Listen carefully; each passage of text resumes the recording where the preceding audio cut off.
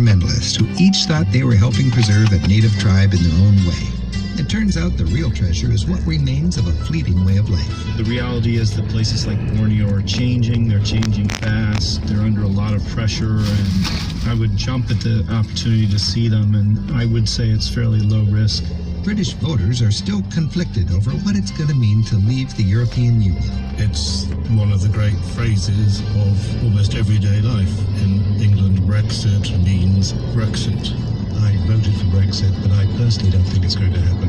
But everyone agrees that Meghan Markle will make a smashing new princess. Fantastic. Absolutely She's gorgeous. brilliant.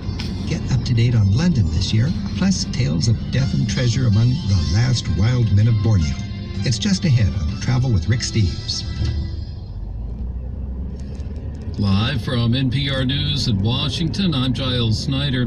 The wind has been howling on Martha's Vineyard.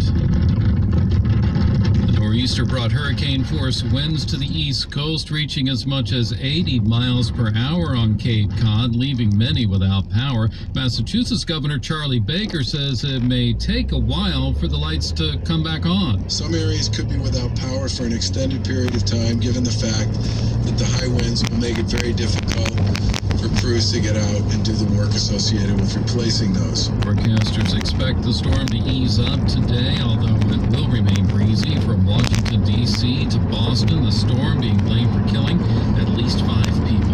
The manhunt for the 19-year-old student suspected of killing his parents in a dorm at Central Michigan University is over. Authorities say James Eric Davis Jr. was arrested overnight following a day-long search that included more than 100 officers. President Trump's intention to impose stiff tariffs on steel and aluminum is casting a shadow over the North American Free Trade Agreement talks. NPR's Windsor Johnston reports that the implications of his decision is raising global concerns at the 7th round of NAFTA talks underway in Mexico City. The president's decision to impose a 25% tariff on steel and 10% on aluminum imports is sending stock markets plunging and raising concerns of a potential trade war. Mark Zandi, chief economist at Moody's Analytics, says the tariffs will also drive a wedge between the U.S. and some of its biggest trading partners. We are tethered at the hip with the world. And if we make life difficult for the rest of the world for no good and obvious reason, our lives are going to be much more difficult because, our worlds are intertwined. The specifics of the president's plan are still unclear. Trump could choose to exempt some countries like Canada and Mexico. Canada is America's largest source of steel imports. Windsor Johnston, NPR News.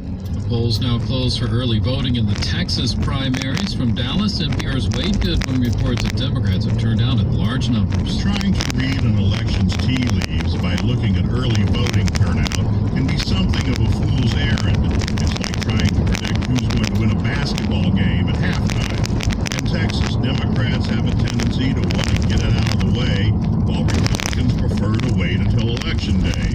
Still, the numbers could be a bit concerning if you're a Republican candidate.